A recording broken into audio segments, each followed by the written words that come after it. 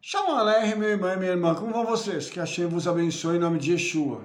Hoje eu quero falar um pouco sobre ciência e Torá. Quero falar sobre um assunto que é novo, muitas pessoas não conhecem, nunca ouviram falar sobre isso. Então eu quero abordar hoje e numa série de vídeos o tema Design Inteligente. O que é isso?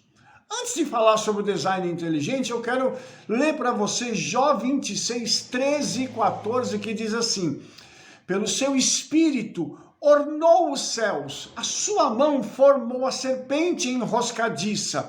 Eis que isso são apenas as orlas dos seus caminhos. E quão pouco é o que temos ouvido dele. Quem, pois, entenderia o trovão do seu poder? Vamos então entender o que é design inteligente. Design inteligente ele é apenas uma teoria científica que mostra que algumas características do universo e dos seres vivos elas são melhores explicadas se elas têm uma causa inteligente e não um processo aleatório, como por exemplo a seleção natural. Então, quando a gente começa a analisar o design inteligente, a gente começa a perceber o seguinte: tem alguma coisa por trás da criação do universo, da criação do homem, da própria natureza. O que é que está por trás de tudo isso? Quando a gente volta um pouquinho na nossa história, nós vamos ver uma coisa interessante. Tem a teoria da evolução, a neo-darwiniana, que afirma que tudo que nós temos hoje no universo, inclusive o homem, ele surgiu através de processos mecânicos, tá?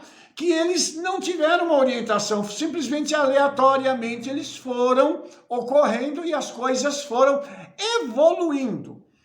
A pergunta é a seguinte: essas teorias, elas são aplicavelmente testadas e comprovadas pelos padrões da ciência?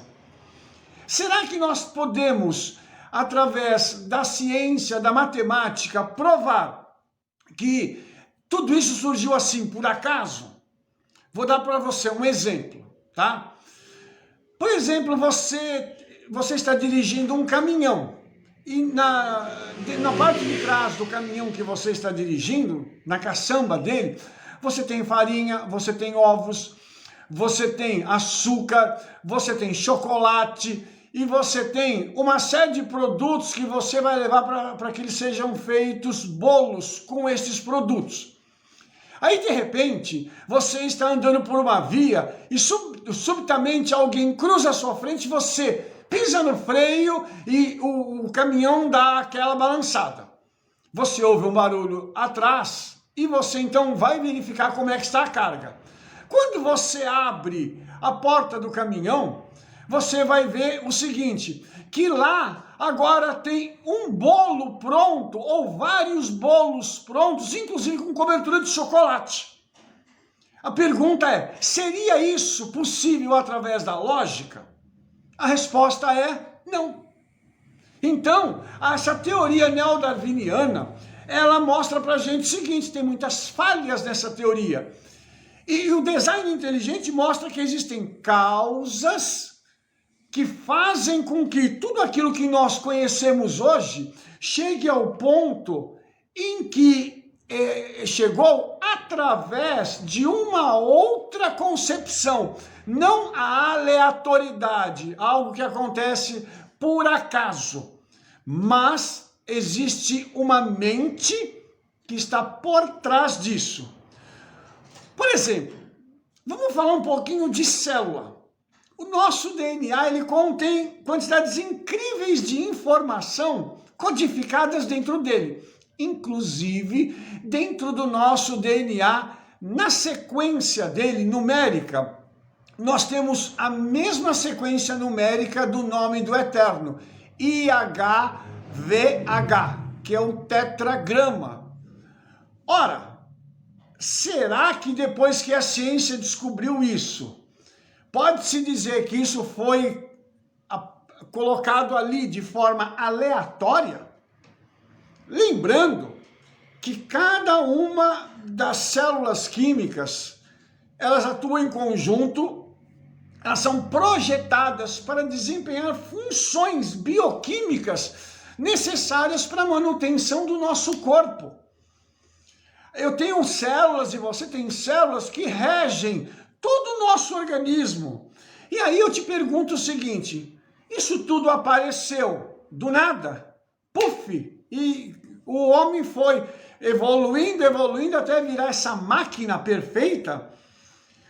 Bill Gates disse uma frase que eu preciso repetir aqui para você. Ele diz o seguinte, falando sobre o DNA, ele diz, este é um sistema de processamento como um programa de computador, mas muito mais avançado do que qualquer software que nós já criamos.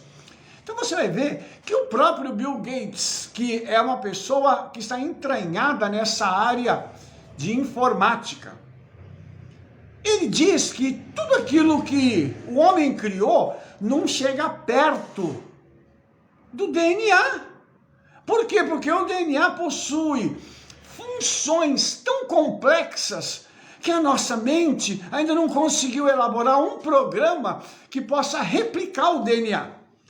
Então isso é muito extraordinário, porque essas máquinas do DNA, eles são irredutivelmente complexos e elas estão colocadas com um arranjo proposital, onde qualquer parte que for modificada impede que aquela função possa ser estabelecida de forma plena. Isso significa que quando uma célula de DNA, quando algo que compõe o DNA, tem algum defeito, então o corpo não funciona direito. Por quê? Porque há uma mutação naquela célula, uma falha nela. Olha só que coisa interessante. Para o corpo funcionar bem, todas as minhas células que estão lá no DNA, elas precisam então agir, se comportar da forma correta. Senão o corpo não funciona direito. Então, a pergunta que a gente faz é, como isso aconteceu? Evolução? Simplesmente uma célula se encontrou com a outra, bateu um raio lá, começou a haver uma multiplicação unicelular, até chegar na gente. Continuando, a ciência diz que nos últimos 50 anos de pesquisa biológica, descobriram que a vida é fundamentada em algumas coisas. Primeira, uma vasta quantidade de informações complexas e específicas codificadas em uma linguagem bioquímica. Para ter vida de qualquer espécie, tem que ter muitas informações complexas que estão codificadas numa linguagem para que os corpos se desenvolvam, para que os organismos se desenvolvam. Continuando, existe dentro disso um sistema de códigos semelhante a um computador que processa todas essas informações dentro do código da vida.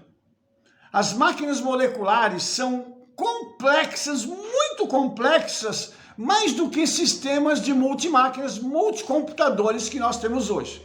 Se nós pegarmos qualquer grande computador com um processamento absurdo de informações, ele não consegue reproduzir essa mecânica da bioquímica, que a bioquímica descobriu, para que a vida possa ser mantida.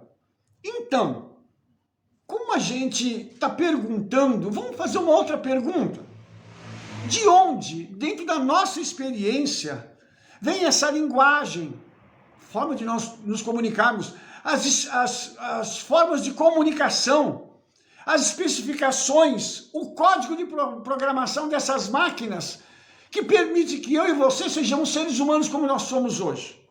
De onde vem tudo isso?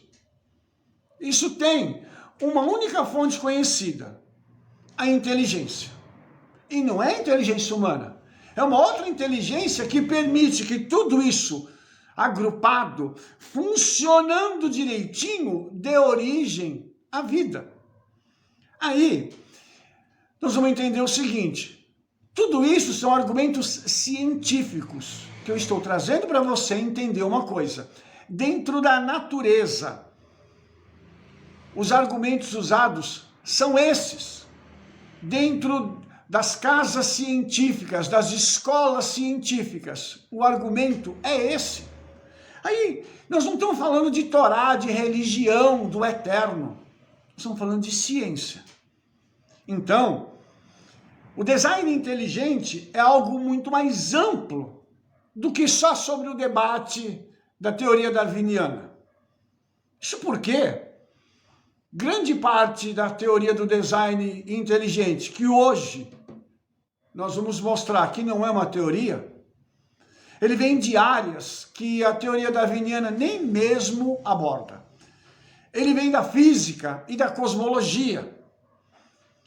Ciências que estão muito além da evolução humana e animal.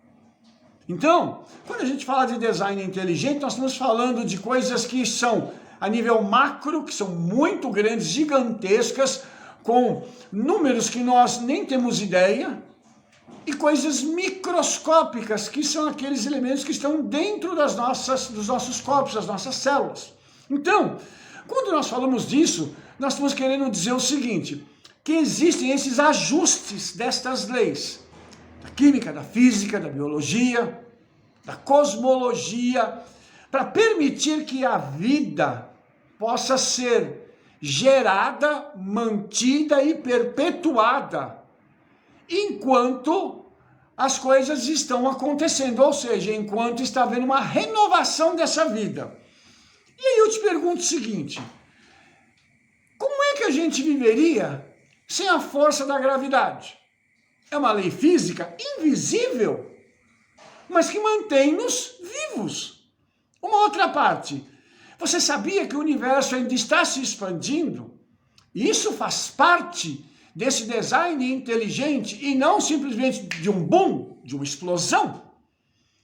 Você sabia que os cosmólogos, eles calcularam que a massa para que o universo pudesse surgir é um número absurdo e que isso não pode ser gerado em lugar nenhum no mundo que nós conhecemos? Como é que a gente vai entender isso? O prêmio Nobel Charles Townes, ele observou o seguinte, tá? O design inteligente, visto do ponto de vista científico, parece ser bastante real. Este é um universo muito especial. É notável que tenha saído assim. Se as leis físicas não fossem apenas como são, não estaríamos aqui.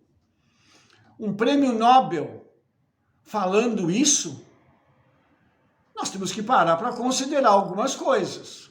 Será que tudo isso surgiu do nada? Vou repetir. A ciência,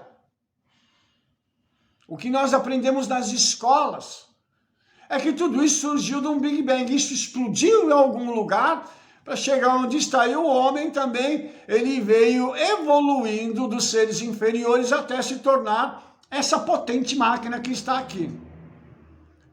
Para mim caminhar para o fim, eu quero usar para você uma outra frase de um cosmólogo, Fred Hoyle, que disse o seguinte: uma interpretação do senso comum dos fatos sugere que um superintelecto brincou com a física, bem como com a química e a biologia.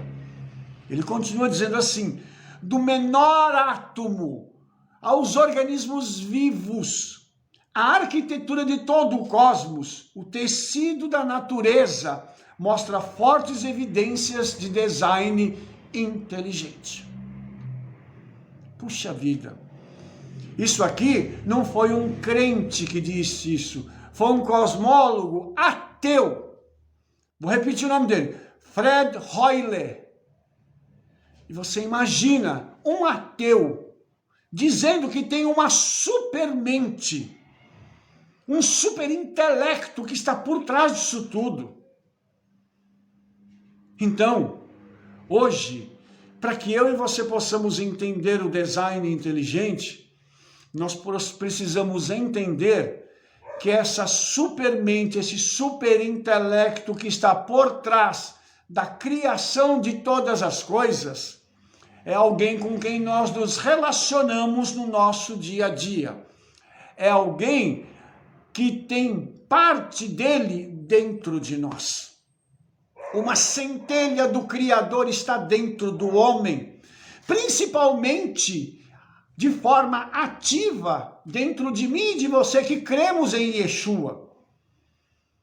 Eu quero chegar num ponto para mostrar para você o seguinte: a ciência hoje já concorda, inclusive através de um ateu, para que nós possamos seguir o caminho de que as coisas não aconteceram de forma aleatória. Existe alguém que está por trás disso. E para que eu possa realmente terminar, quero te fazer uma proposição. Nós vamos continuar com outros vídeos, mas antes de continuarmos com isso, eu quero te fazer um desafio. Pense em uma casa ou uma cidade sendo construída. Antes do projeto ser feito, isso é concebido na mente de alguém. Um arquiteto, alguém que olhe e diga, vou colocar isso aqui, aqui, aqui, vou fazer assim, assim, assim. Depois ele vai pegar e fazer um projeto no papel. Ele mesmo não executa o projeto, ele chama uma outra pessoa, um construtor, para poder pegar esse projeto e fazer com que ele seja executado. E quem executa o projeto precisa fazê-lo da forma como o arquiteto o concebeu, porque o arquiteto viu tudo na mente dele, para que ele depois pudesse colocar no papel e, através disso, entregar o projeto para alguém, que é o construtor, para que ele pudesse, então, fazer com que aquilo que era só a imaginação daquele arquiteto se tornasse, de fato, algo palpável, um local onde as pessoas vão poder estar, viver e desenvolver ali suas vidas, porque eu estou falando de uma cidade, do projeto de uma cidade. Então ele precisa ser concebido desde os grandes prédios até os mínimos detalhes. Aquilo que vai ser colocado nas ruas, o pavimento, o calçamento, qual vai ser as plantas colocadas ali, a parte de design de tudo. Tudo isso está na mente de uma pessoa que concebe um projeto e faz com que aquele projeto depois possa ser operacionalizado, trazido à vida através do construtor. Hoje, eu posso te dizer, nós temos um relacionamento com quem concebeu o projeto, com o construtor e com aquele que mantém a construção funcionando.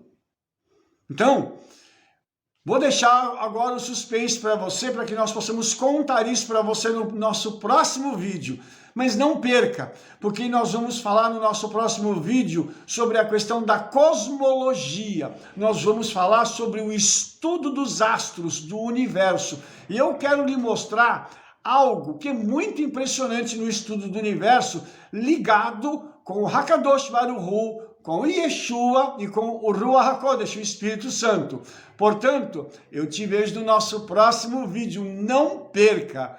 Um abraço para você, tá? Shalom, shalom. E se você gostou desse vídeo, dê um like aí, favorite o vídeo. Clica no sininho para você receber todas as nossas recomendações. E não esqueça, mande esse vídeo para todas as pessoas que você conhece, porque nós temos mais conteúdo interessante e coisas que vão nos dar um direcionamento sobre quem é o Eterno.